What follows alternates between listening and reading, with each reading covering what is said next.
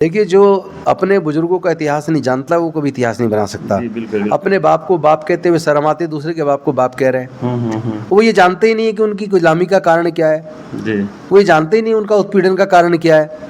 वो उस शक्ति को ताकतवर बनाने में लगे हुए हैं, उस व्यवस्था को ताकतवर बनाने में लगे हुए हैं, जो व्यवस्था उनको गुलाम बनाई है, जी। जो व्यवस्था उनका उत्पीड़न कर रही है, जिस व्यवस्था ने उनके हक छीन लिए हैं। जी। तो शोषण करने वाले को ताकतवर बनाओगे तो शोषण तो रुकेगा नहीं। क्योंकि मस्जिद का संचालन मुस्लिम समाज के लोग करते हैं, चर्च का संचालन क्रिश्चियन समाज के लोग करते हैं, जी। मंदिरों का संचालन हिंदू धर्म को मानने वाले लोग करते हैं, और उसी प्रकार सिख गुरुद्वारे का संचालन सिख लोग करते हैं। जी, जी। अब महाबोधि टेम्पल में जो बुद्धिस्ट टेम्पल एक्ट है, जी, जी। उसका जो मैनेजमेंट कमेटी है, उसमें उस एक्ट के तहत 4 ब्राह्मण पंडे जी, जी। और 4 बौद्ध हैं, और उसका संचालन चेयरमैन उसका डीएम करते हैं। हाँ। तो ये तो अन्यायकारी है। पूरे दुनिया में शायद कोई ऐसा धार्मिक ऐसा स्थल नहीं होगा जिसका मैनेजमेंट कोई दूसरे धर्म के लोग करते हो। जो बहुजन के नाम पे वो सांसद बने, विधायक बने, मंत्री बने, लेकिन अगर बहुजनों का मूवमेंट आगे नहीं बढ़ पा रहा है, जी। उनकी हकमारी हो रही है, उनका शोषण हो रहा है, उनका उत्पीड़न हो रहा है, आए दिन बहनों के साथ बलात्कार हो रहा है। जी। समता विचार मंच में अब तमाम दर्शकों का बहुत बहुत स्वागत है। अभी इस वक्त हम पटना में मौजूद हैं और हमारे पास मौजूद हैं पूर्व मंत्री राजेंद्र पाल गौतम सर। आइए सर से मिलकर थोड़ा सा बातचीत करते हैं। सर, मेरे चैनल में बहुत बहुत स्वागत है आपका। हाँ, धन्यवाद। और समता विचार मंच चैनल का भी धन्यवाद, ताकि आप हमारी बातों को अपने बहुजन समाज के और पूरे देश के कोने कोने तक पहुंचाते हैं। सर, आप तो परिचय के कोई मोहताज नहीं है, लेकिन फिर भी हम चाहेंगे सर कि आप अपने से हमारे दर्शकों को अपना परिचय बता दीजिए सर पूरा। राजेंद्र पाल गौतम जी। पूर्व मंत्री दिल्ली सरकार, पूर्व एमएलए, अभी पूर्व नहीं कहूँगा चूँकि एक्सेप्ट नहीं हुआ है। जी। अभी मेरा रेजिग्नेशन एमएलए से। हाँ।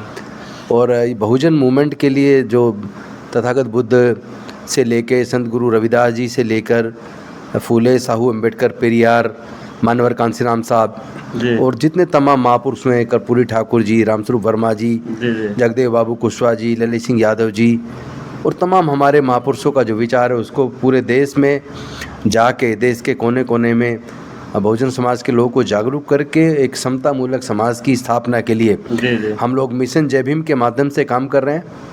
और मुझे उम्मीद है आज नहीं तो कल डॉक्टर बाबा साहेब अम्बेडकर का वो विचार जो बुद्ध से शुरू हुआ, और फिर संत गुरु रविदास जी से होते हुए, कबीरदास जी से होते हुए, फूले साहू, पेरियार, और वहाँ से होते हुए बाबा साहब के माध्यम से, फिर कांसीराम साहब के माध्यम से आगे बढ़ा। वो निश्चित तौर पे विचार आगे बढ़ेगा और आने वाला समय उसी समता, स्वतंत्रता, बंधुता और न्याय के विचार का समय होगा, मैं ऐसा मानता हूँ।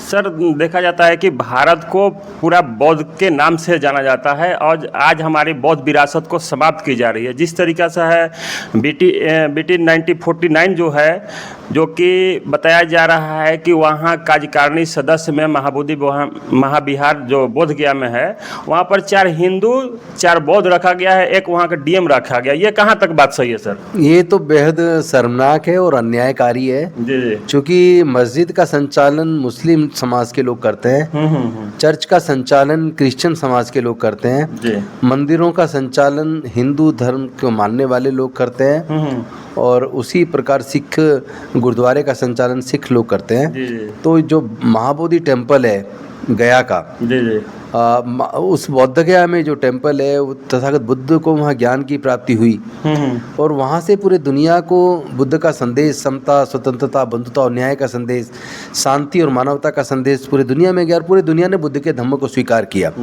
आज उस महाबोधि टेम्पल में जो बुद्धिस्ट टेम्पल एक्ट है, उसका जो मैनेजमेंट कमेटी है, उसमें उस एक्ट के तहत 4 ब्राह्मण पंडे और 4 बौद्ध हैं, और उसका संचालन चेयरमैन उसका डीएम करते हैं। तो ये तो अन्यायकारी है। पूरे दुनिया में शायद कोई ऐसा धार्मिक ऐसा स्थल नहीं होगा जिसका मैनेजमेंट कोई दूसरे धर्म के लोग करते हो।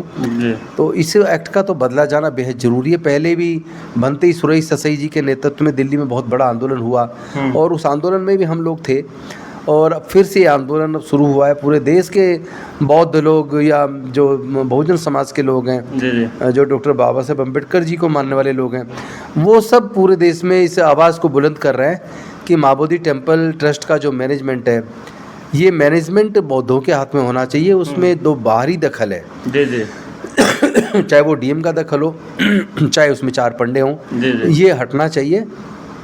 और ये आंदोलन तब तक चलेगा जब तक ये एक्ट पूरी तरीके से बदल नहीं दिया जाता, जब तक माँ बोधि टेम्पल का पूरा मैनेजमेंट बौद्धों के हाथ में नहीं आ जाता। जी। हो सकता है इसमें 2-4 साल और लगे, हाँ। लेकिन इस लड़ाई को हम तब तक लड़ेंगे जब तक इसको सफल नहीं बना देते, जब तक बौद्ध मंदिर का संचालन बौद्धों के हाथ में नहीं आ जाता।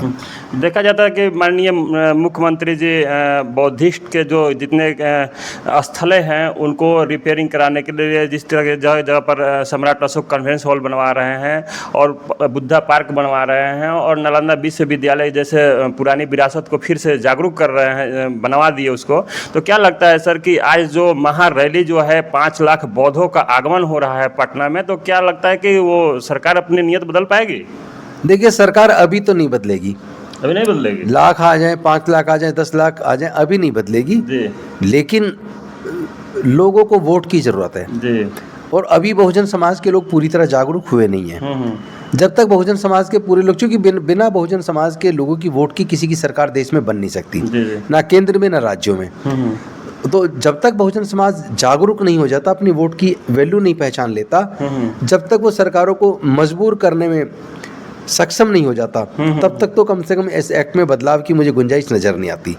लेकिन मुझे लग रहा है बहुत जल्दी बहुजन समाज के लोग जागेंगे और मूल निवासी लोग अपना हक लेना सीख जाएंगे, अपनी वोट की वैल्यू को समझेंगे, अपनी वोट को शराब की बोतल में 2-4 हज़ार रुपए में नहीं बेचेंगे, बल्कि वो बहुजन समाज की हिस्सेदारी जो हकमारी हुई है, जी जी उस हकमारी को खत्म करके उनका हर क्षेत्र में, सर्वोच्च न्यायालय में, उच्च न्यायालय में, मीडिया में, प्राकृतिक संसाधनों में, तमाम ऊंची पदों पर, कॉन्स्टिट्यूशनल बॉडीज में, सब जगह वो अपनी संख्या के हिसाब से अपनी हिस्सेदारी सुनिश्चित करने में कामयाब हो जाएंगे।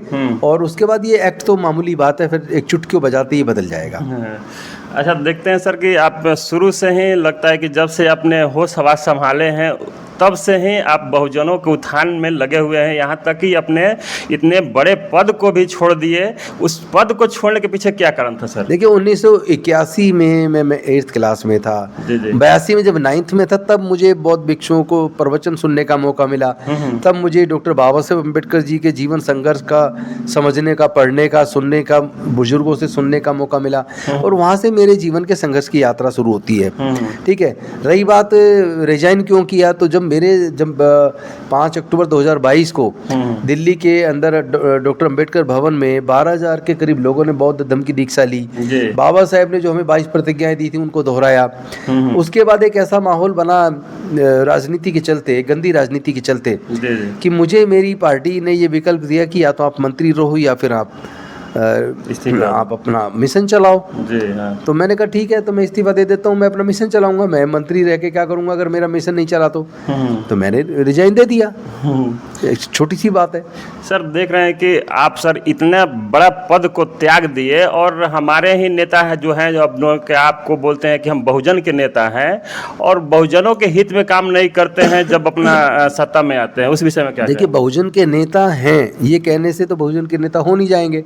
ऐसे तो बहुत लोग हैं जो बहुजन के नाम पे वो सांसद बने, विधायक बने, मंत्री बने, लेकिन अगर बहुजनों का मूवमेंट आगे नहीं बढ़ पा रहा है, उनकी हकमारी हो रही है, उनका शोषण हो रहा है, उनका उत्पीड़न हो रहा है, आए दिन बहनों के साथ बलात्कार हो रहा है, हमारे लड़कों को आए दिन मारा पीटा जाता है, यहाँ तक कि हत्या कर दी जाती है, अमानवीय घटनाएं हो रही हैं। इंद्र मेघवाल की घड़ा छूने पे हत्या हो गई, जितेंद्र मेघवाल की मूंछ रखने पे हत्या हो गई, रोज कहीं ना कहीं से पूरे देश की वीडियोज आती हैं। लेकिन वो हमारे बहुजन समाज के नेता जो कहते हैं कि हम बहुजन समाज का निर्माण करने चले, हम जो अपने समाज का हक दिलवा के रहेंगे, वो कहीं इन मुद्दों पे जितना प्रखरता से दिखने चाहिए बोलते हुए, लड़ते हुए, नहीं दिख रहे हैं। तो बहुजन समाज का हो जाना काफ़ी नहीं है, इस समाज से जो नेता बन गए ये हो जाना काफ़ी नहीं है। उस विचारधारा को जब तक अंगीकार नहीं कर लेते तब तक मुझे नहीं लगता कि हम उनको अपना मिशनरी साथी मान सकते हैं। अच्छा, अंत में क्वेश्चन और रहेगा सर कि जिस तरीक़ा से देखा जाता है कि हमारे बहुजन हैं इतना प्रताड़ना झेल रहे हैं, फिर भी पाखंड और अंधविश्वास में डूबे रहते हैं, तो हमारे चैनल से आप थोड़ा सा हमारे बहुजनों को बताना चाहिएगा कि सर कि बहुजन हमारे कैसे जगेंगे, थोड़ा सा सुझाव दीजिए सर। देखिए, जो अपने बुजुर्गों का इतिहास नहीं जानता वो कभी इतिहास नहीं बना सकता। जी, बिल्कुल। अपने बाप को बाप कहते हुए शर्म आती है, दूसरे के बाप को बाप कह रहे हैं। वो ये जानते ही नहीं है कि उनकी गुलामी का कारण क्या है। जी। वो ये जानते ही नहीं उनका उत्पीड़न का कारण क्या है। वो उस शक्ति को ताकतवर बनाने में लगे हुए, उस व्यवस्था को ताकतवर बनाने में लगे हुए, जो व्यवस्था उनको गुलाम बनाई है, जो व्यवस्था उनका उत्पीड़न कर रही है, जिस व्यवस्था ने उनके हक छीन लिए हैं। जी। तो शोषण करने वाले को ताकतवर बनाओगे तो शोषण तो रुकेगा नहीं। ठीक है ना। तो शोषण को रोकने का देखिए तरीका अंधविश्वास पाखंडवाद से पूरी तरह मुक्त होकर अपने बुजुर्गों की सांस्कृतिक विरासत यानी कि बुद्ध का धम्म, जिसके बारे में देश के प्रधानमंत्री भी विदेश में जाके कहते हैं कि मैं बुद्ध के देश से आया हूँ, गर्व के साथ कहते हैं।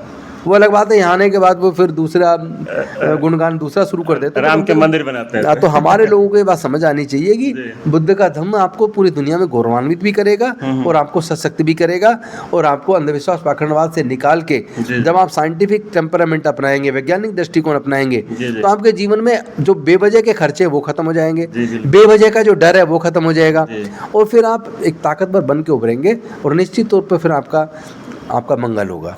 चलिए, बहुत बहुत धन्यवाद सर। तो सर के बात आप लोग सुने, सर का बात आप लोगों को कैसा लगा, अपना प्रतिक्रिया हमारे वीडियो पर जरूर दीजिएगा। जय संविधान, वीडियो अच्छा लगा तो ज़्यादा से ज़्यादा शेयर कीजिएगा, लाइक कीजिएगा और हमारे चैनल को सब्सक्राइब करके बेल आइकन दबाना नहीं भूलिएगा। बहुत बहुत धन्यवाद।